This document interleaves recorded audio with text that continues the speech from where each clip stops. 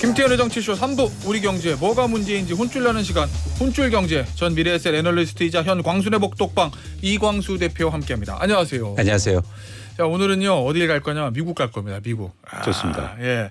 지난주 금요일이죠. 미국 대선을 위한 바이든 대통령과 트럼프 전 대통령의 토론회. 이거 뭐 세계의 토론회라고 그러더라고요. 네. 누가 90분 동안 생수 한 병 가지고 원고도 없이 자기 얘기를 잘 할 수 있냐. 예. 예, 거의 뭐 체력 싸움이다. 뭐 이런 얘기도 있었는데 이거 일단 뭐 바이든 대통령 완패요.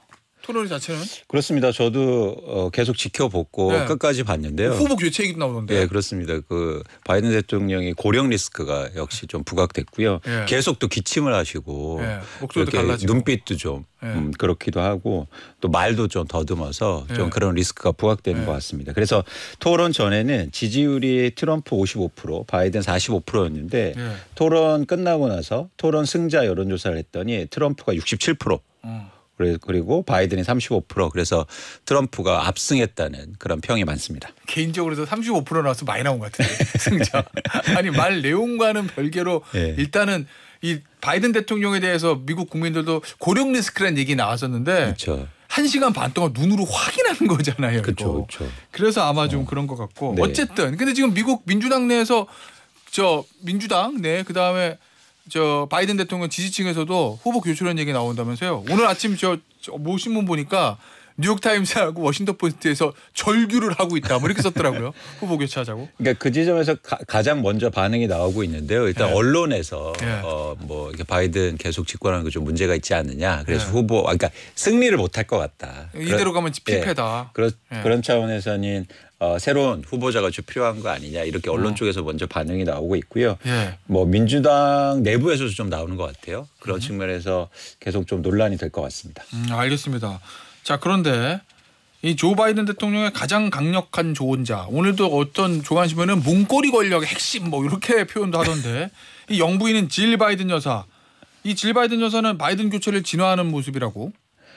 예, 같이 그 선거 자금 모금 연설에 나왔는데요. 예. 옷이 굉장히 인상적이었습니다. 보이트라고 했어요. 예, 까만 예. 옷에 하얀 보이트라는 그런 옷을 예. 새로 만들었겠죠. 그렇겠죠, 이건. 예. 47년간 결혼 생활을 했었는데요. 예. 그동안 계속 정치적 조언이라든지 아하. 아니면 도움을 줬다 이렇게 알려져 있습니다. 예. 그런데 그동안 이게 정치적으로 공개된 장소에 많이 나타나지 않았는데 본격적으로 나서는 거 보면서 계속 해보겠다 예. 의지를 보여준 거 아닌가라고 판단하고 있습니다. 알겠습니다. 예. 어떻게 이제 후보가 교체가 될지 아닐지는 좀 지켜보시고 네. 저희는 경제 얘기 좀 해보죠. 네. 이 실제 두 사람 중에 한 사람이 미국 대통령 되니까 우리도 민감할 수밖에 없는데 이 토론회에서 경제 얘기도 좀 많이 나왔던 것 같아요.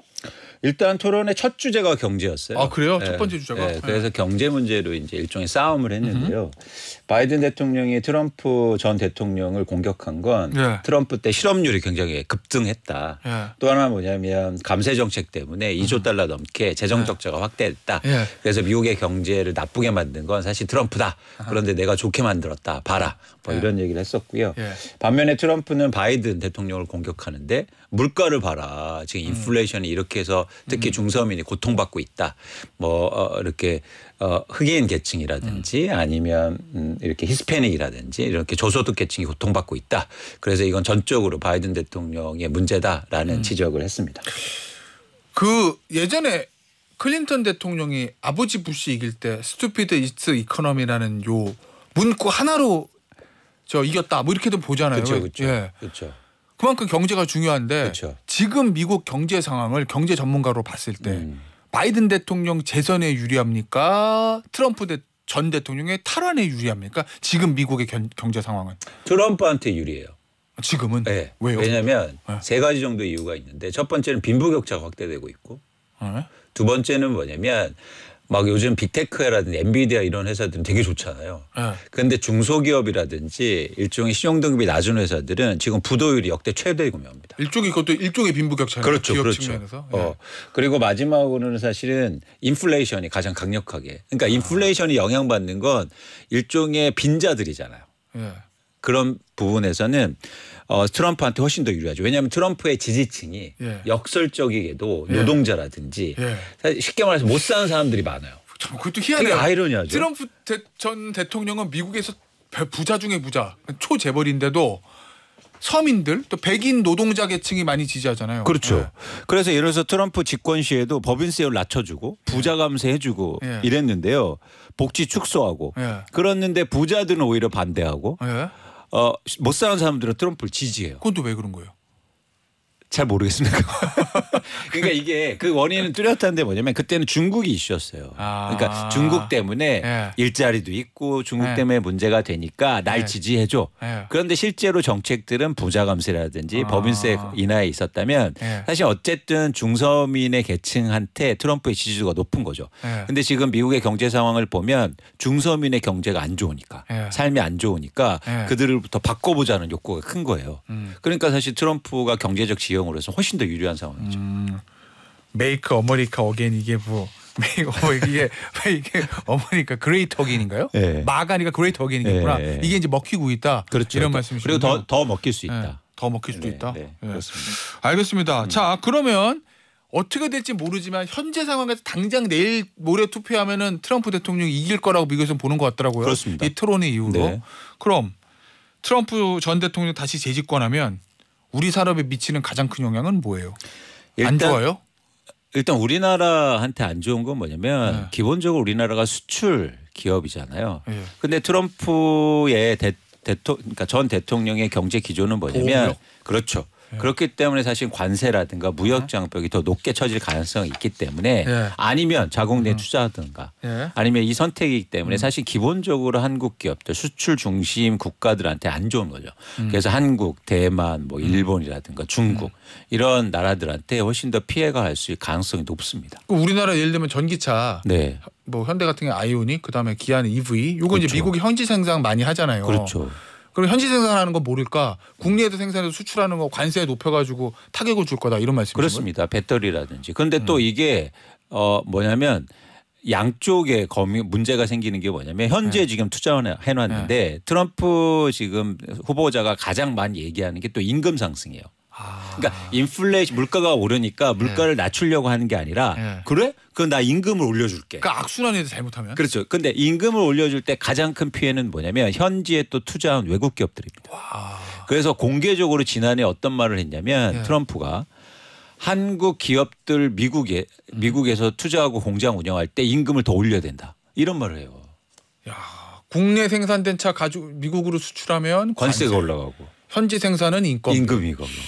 근데 원래 기업 입장에서 현지 생산에서 이 하려는 게 여러 가지 저렴한 인건비라든지 이런 이득이 있는 건데 그게 올라버리면 아무 이득이 없는 거 아니에요? 그리고 또 하나 문제인 게 뭐냐면 현재 최근에 공장 뭐 반도체라든가 배터리 많이 생산한 게 예를 들어서 반도체 지원법이라든지 네. IRA 뭐 이런 거는 지원을 해줬잖아요. 근데 갑자기 트럼프 대통령에서 그 지원법을 축소할 가능성도 사실 제기되고 있거든요. 그래요? 그렇게 되면 이제는 이중고에 삼중고에 빠지는 거죠. 그러면은 트럼프 전 대통령이 만약에 재집권하면 네. 우리 경제는 적신호다. 그럼 우리 경제는 냉정하게 바이든의 재선이 나은 겁니까? 그렇죠. 그리고 또 하나 뭐냐면 뭐 투자라든지 경제적 측면에서는 가장 중요한 게 불확실성이거든요. 예. 트럼프 불확실성하면 또 트럼프죠. 예. 트럼프 대통령 되면 엄청 불확실성이 크니까. 뭘 할지 몰라서. 그러니까 저는 바이든 대통령이 어떤 측면에서 긍정적으로 보냐면 예. 본인의 어떤 역량이라든지 여러 가지가 그러니까 높지 않고 의지가 높지 않으면 시스템으로 움직인다는 거죠. 그러면 예측 가능하잖아요. 그러니까 예를 들면 고령 리스크가 있어서 본인이 어떻게 저 신박한 의사결정을 못 하더라도 그렇죠. 민주당 정부에서 이 돌아가는 시스템에 의해서 돌아갈 거다. 그렇죠. 그래서 우리는 예측 가능하고 대비할 수 있다. 그렇습니다. 그래서 예. 그동안 이제 정책들이나 이런 거 보도 국회 의결이라든지 이런 과정들이 다 이제 순환적으로 돌아가는데요. 예. 트럼프는 예를 들어서 경제 회의를 하는데 야, 니네 돈 벌어봤어? 예. 이런 순간 이제 끝나라는 거죠. 그럼 자기가 제일 잘하는 것처럼 이게 얘기가 되고 그러면 이제 불확실성이 커지는 거죠. 이거 하면 경제 좋아질 거야. 돈 벌 거야 하는 순간. 그럴 가능성이 높아진다. 예. 알겠습니다. 네. 하나만 더 보겠습니다. 네. 트럼프 2기에 대한 예측 기사들이 쏟아지고 있어요. 네. 트럼프 전 대통령이 가상화폐 찬성론자다 뭐 이런 보도가 있던데 그러면은 가상화폐 업계에서는 트럼프 전 대통령의 재집권을 바랍니까? 이제 진짜 맞아요, 이거? 그런 기류가 있는데요. 이유가 있어요. 명확한 이유가 뭐냐면 가상화폐에 투자하는 사람들이 아까 말한 것처럼 저소득층이나 예. 아니면 사회 초년생들이 많단 말이에요. 그래요. 트럼프 지지하는 사람들이 가상화폐 투자를 많이 하니까 예. 가상화폐는 난 잘 모르겠고 예. 내 지지자들이 많이 하니까 예. 나는 가상화폐 응원해 주겠다. 뭐 이런 기류거든요. 아주 심플한 정치 논리구나. 그렇죠. 그러니까 트럼프는 아주 단순해요. 날 예. 지지하는 쪽에 내가 예. 정책을 만들어 줄게라는 예. 거거든요. 가상화폐 자체의 본질이나 뭐 이런 걸 떠나서. 그렇습니다. 알겠습니다. 예. 자 그러면은 금리는 어떨 것 같습니까? 이 인플레 잡으려고 어쨌든 미국은 고금리 기조인 건 맞잖아요. 네. 예. 근데 지금 금리 얘기가 일단은 트럼프의 후보 근데 하나만 제가 예측해 보면 안 돼요? 네. 앞서 말씀하신 내 지지층이 좋아하는 건 뭐든지 할 거라는 기조라고 보면 네. 그럼 트럼프 전 대통령의 지지자들이 백인 노동자 계층이 많고 저소득층이 많으면 네. 그럼 금리도 내려주고 네. 돈도 풀고 네. 이래야 되는 것 같은데. 그럴 가능성이 있죠. 그래서 지금 실제로 저금리라든가 특히 이제 저금리가 어디하고 연결되냐면 약달러하고 연결이 돼요. 네. 이제 금리를 낮추면 달러가 약해지니까 네. 달러가 약해지면 미국의 수출이 많이 되잖아요. 네. 경쟁력이 생겨서 네. 이제 그런 얘기를 하는데 이게 쉽지 않다. 왜냐하면 금리를 낮추기가 쉽지 않은 게 아까 말했던 1차적으로 정책의 목적이 임금을 올리고 네. 그런 상황에서 이제 물가가 안 내려갈 가능성이 크다는 거죠. 네. 그렇게 되면 어떻게 금리를 내립니까? 사실 이거는 연준에서 결정하는 거기 하긴 때문에. 저 미국 행정부에서 하는 건 아니죠. 그렇기 때문에 그래서 상대적으로 오히려 트럼프가 되면 금리를 낮추기가 쉽지 않다라는 생각은 전 가지고 있습니다. 네. 알겠습니다. 그러면 또 한 번의 유동성 장세가 올 가능성은 낮다. 그렇습니다. 네. 네. 알겠습니다. 그러면 달러 강세도 유지가 될 가능성이 높다는 말씀이시네요. 그렇죠. 그래서 계속 무역 분쟁이 생기겠죠. 왜냐하면 네. 수출 경쟁력이 달러에서 안 생긴다면 네. 사실 벽을 높게 하거나 네. 관세를 부과시키면서 경쟁력을 확보하려고 하잖아요. 네. 그렇게 되면 자연스럽게 무역 분쟁이 더 커질 수 있는 거죠. 알겠습니다. 네. 대표님 네. 이런 말 있어요? 폴로코노미? 네. 이게 무슨 의미죠? 그러니까 폴리코노미는 뭐냐면 경제가 정치에 휩쓸리는 경향. 폴리코노미? 네, 폴리코노미. 폴리틱스하고 이코노미의 그렇습니다. 합성어구나. 그렇습니다. 예. 그래서 폴리코노미인데 예. 이제 경제가 정치에 휩쓸리는 현상. 근데 예. 원래부터 정치 경제는 연결이 돼 있는데 예. 이제 지금은 뭐가 더 중요하느냐. 최근에 이제 정치 이슈가 더 중요해 보이거든요. 한국도 마찬가지고 전 세계가 그런 차원에서 정치의 힘이 더 세지고 있는 거를 의미하는 거로 이제 이해할 수 있습니다. 그러면 경제계에 있는 분들이 항상 경제는 경제 논리로만 가야지 정치 논리로 경제를 바라보니까 경제가 안 풀려라는 얘기를 많이 하잖아요. 근데 실제로 두 개가 합쳐도 돌아간다. 그렇습니다. 가장 중요하죠. 그리고 경제도 정치에 영향을 미치지만 정치도 경제에 영향을 미칩니다. 그런데 유독 우리나라만 예를 들어서 경제는 정치하고 다르게 봐야지 아니거든요. 대선 토론하면서도 경제가 제일 먼저 주제잖아요. 그건 뭐냐면 정치와 경제가 밀접하게 연관돼 있다는 거예요. 결국 그 후보나 그 당의 경제 정책을 보고 유권자를 투표하는 것도 많고. 그렇습니다. 그리고 또 정치가 경제에 영향을 많이 미치고 경제적 현상이 또 정치에 영향을 많이 미치기 때문에 사실은 정치 경제를 같이 봐야 되는 게 맞고요. 저희가 경제를 보고 판단하거나 전망할 때도 정치를 보는 게 굉장히 중요합니다. 근데 이제 반대로 보면 그런 얘기도 많이 하잖아요. 야 이거 무슨 정권 바뀔 때마다 경제 정책이 그냥 확 바뀌어버리고 뭐 여기서 집권하면 증세했다가 저기서 집권하면 감세했다가 일관성이 없어 이런 얘기도 하잖아요. 그런데. 그렇죠. 그런 측면에서는 경제를 그러니까 정치적인 이해관계에 따라서 아까 말한 것처럼 트럼프가 내 지지가 누가 하지 이해관계에서 결정하지 말고 경제 상황에 맞춰서 정치를 해라. 경제 정책을 만들라. 이렇게 돼야 되는 게 맞지 않느냐 생각합니다. 포퓰리즘으로 가면 안 된다 이런 말씀이시군요. 그렇습니다. 알겠습니다. 자 우리 경제 얘기 좀 해보겠습니다. 세습 2년 연속 이거 정말 안타깝습니다. 이거 2년 연속 세습 펑크가 현실화되고 있다. 네. 이거 얼마나 부족해요? 큰일이네. 기획재정부가 5월까지 세수의 진도 흐름을 보고 저희가 향후에 어떻게 될 것다. 이런 일단 다양한 시나리오를 구성한 다음에 세손 결손 규모를 추정하잖아요.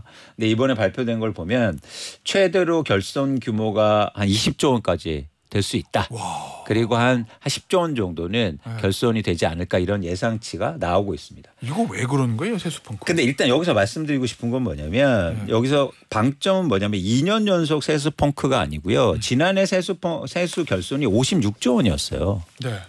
그러니까 사실은 올해 주는 거예요. 그러니까 그런 심에서 이거를 뭐 난리 났다, 큰일 났다. 그건 아니네. 그건 아니죠. 사실 저희가 경제를 볼 때 지금 시점이 아니라 플로어, 즉 흐름으로 봐야 될 거잖아요. 그런 차원에서 세손 결손 부분가 줄고 있다. 아, 줄고 있다. 이렇게 표현하는 게 맞습니다. 자, 제목을 바꾸겠습니다. 세수 펑크 줄어. 요걸로 바꾸겠습니다. 근데 더 중요한 건 뭐냐면 그래서 그러면 어떤 과정이냐면 그러면 세수 결손의 이유가 뭔가? 이유. 그 이유가 더 중요한 거죠. 이게 구조적인 문제면 사실은 뭔가 개혁이 필요한 건데 일단 지금 법인세가 가장 많이 감소했기 때문에 세수 결손이 나는 거예요. 그래서 예상한 법인세 올해 이제 5월까지 예상한 법인세 중에 36% 가량이 줄었는데 그럼 결국 기업이 장사가 안 됐다는 얘기네요. 그렇습니다. 그래서 전반적으로 법인세 수입이 감소했다. 그래서 하반기 근데 이 과정이 전망을 할 때 하반기에 기업들이 지금 수출 증가하고 실적 좋아질 거야 이런 전망치들이 나오니까 이런 부분은 충분히 개선될 수 있다고 보고 있습니다. 또 하나는 뭐냐면 그러니까 법인세는 감소하는데 그러니까 왜 세손 결손이 지난해보다 줄어들었냐면 딴 데도 많이 걸었어요? 법인세가 훨씬 더 줄어들었는데 지출도 그만큼 줄었기 때문이에요. 이게 문제예요. 이게. 소위 말하는 재정 정책에 있어서 돈을 좀 덜 풀었다 뭐 이런 거죠. 그렇죠. 그런데 거기에서 예를 들어 복지 예산이 축소된다든가 뭐 기타 투자 예산이라든가 R&D 예산이 줄어들어서 이런 현상이 나오거든요. 그래서 이런 부분에 대해서 저희가 고려를 해야 되고 문제점을 지적해야지 단순히 2년 용속이다라는 건 아니다. 그렇기 때문에 저희 우리나라가 발전이 없는 거예요. 문제를 정확히 지적해야 어떤 문제 의석이 도출되고 사실 개선 방향이 나올 수 있다고 보고 있습니다. 어쨌든 중요한 거는 아주 심플하게 말씀드리면 나라가 많이 벌어서 많이 쓰는 게 좋다는 거잖아요. 그렇습니다. 그렇습니다. 그게 이제 선순환이라는 거죠. 네. 알겠습니다. 자, 그런데 최근 정부에서 감세 얘기하잖아요. 아직 확정된 건 아닌데 저 종부세 상속세 중에서 최상목 경제부총리 인터뷰 얘기 보니까 상속세 감세가 더 먼저 중요하다. 요거 추진하고 그다음에 이제 종부세 감세 추진하려는 것 같던데. 네. 감세 기준은 괜찮습니까? 지금 세수가 좀 부족한 상황에서? 그러니까 세수가 기본적으로 이렇게 안 거치고 있는 이유가 아까 말씀드렸듯이 안 거치는 거잖아요. 세금이. 그런데 거기에서 또 감세를 한다는 건 결손을 더 키울 가능성이 있다는 거 하나고요. 두 번째는 뭐냐면 뭐 정책 차원에서는 세금을 줄여줄 수 있어요. 정책 차원에서. 근데 그 목적이 뭐냐는 거죠. 그러니까 예를 들어서 세수를 줄여주는 건 경기 활성화 목적이고 투자를 촉진시키고 소비를 활성화시키는 데 목적이 돼야 되죠. 주로 경제학 교과서는 그렇게 나오잖아요. 실제로도 그런 거예요. 제가 최근에 미국에 출장 갔다 왔는데 조지아주에서는 법인세를 투자하면 인하해 줍니다. 그리고 해외 기업에 대해서 거의 법인세를 안 내게 해줘요. 그러니까 투자가 몰리는 거죠. 그래서 현대차가 조지아 공장 지었나 보다. 그렇습니다. 그래서 지금 LG나 SK온도 배터리 공장을 대규모로 건설하고 있는데 그렇다 보니까 어떻게 하냐면 투자가 증가하고 고용이 증가하고 경기가 좋아져요. 그러면 자연스럽게 세수도 더 증가하게 돼요. 법인세는 안 내지만. 이런 선순환을 만들 수 있느냐가 핵심이죠. 그런데 상속세를 감면해 준다. 낮춰준다. 그러니까 이게 최고세율이 OECD가 26% 정도고 우리나라가 최고세율이 50%거든요. 이걸 얘기하면서 상속세를 낮춰준다는 얘기예요. 그렇죠. 그런데 우리나라 공제 한도를 높인다 뭐 이렇게. 그렇죠. 그러니까 특히 최고세율을 낮춰준다는 얘기가 이제 방점이 찍히는데 우리나라에서 1년에 상속세를 50% 이상 되는 그러니까 최고세율을 적용받는 사람이 3,000명이 안 됩니다. 그러니까 3,000명의 감세를 해서 과연 우리나라 경제가 좋아질까? 투자가 확대될까? 그런 측면에서 과연 고려가 된 건지를 고민해 봐야 된다는 거죠. 알겠습니다. 자, 오늘의 마지막 주제는 요겁니다. 유류세. 오늘부터 어제 기름 주유소 갔다 올 걸. 오늘부터 유류세 인상돼요. 전 어제 주유소 갔었는데요. 저는 토요일에 갔는데 다 안 채웠어요. 더 채울 걸. 그러니까요. 꽉 채우면 또 이런 설이 있잖아요. 기름이 더 든다. 맞아요. 뭐 무거워서 뭐 차가 무거워 좀 온갖 설들이 다 있어요. 고민하다가 한 70%만 넣었는데. 저도. 그렇습니다. 자, 근데 오늘부터 인상되는 거예요, 그러면? 유류세? 그러니까 정확하게 말하면 유류세 인상이 아니라 유류세 인하를 안 해주는 거죠? 인하폭을 축소한 거예요. 인하폭을 축소. 그래서 사실은 유류세가 리터당 615원이었는데 656원으로 휘발유 같은 경우에 41원이 오릅니다. 유류세가. 그래서 원래 그냥 뒀으면 훨씬 더 높았는데 유류세 인하폭을 축소하는 거죠. 그러면서 전반적으로 이제는 기름값이 쉽게 말해서 휘발유 가격이 오를 것 같고요. 그리고 또 하나 뭐냐면 국제유가가 또 오르고 있어요. 아유, 왜요? 전쟁 여러 가지 수그러드는 거 아닌가 지금? 여러 가지 좀 생산 뭐 이런 축소라든가 이런 우려들이 또 나오고 있어서 그런 측면에서는 또 이게 트럼프 영향도 있습니다. 왜요? 신재생 에너지 막 프레셔하면 또 전통 에너지 가격 오르겠다. 뭐 이런 또 시장의 기대감이 있는 거죠. 그래서 화석연료 또 좋아하잖아요. 트럼프가. 예. 아 좋아하죠. 네. 예. 아 네. 그런 것 때문에 오르는 측면도 있다. 그렇습니다. 그러다 그래서 보니까 수급을 좀 조절하나 보다. 유류세 인하폭도 축소되고 예. 국제유가도 오르니까 전반적으로 기름값이 오를 것으로 예상하고 있습니다. 자 그런데 네. 인하폭은 줄었는데 유류세 인하 조치 자체는 2개월 연장됐다는 거예요? 그럼 8월까지 이어진다던데? 그렇죠. 인하는 해준다. 예. 인하는 계속 해준다. 인하가 없는 건 아니고. 그 인하폭을 좀 줄인다. 그렇습니다. 그럼 8월 이후에는 어떻게 돼요? 거기서 만약에 8월 이후에 인하 조치 끝내면 기름 확 오르겠네?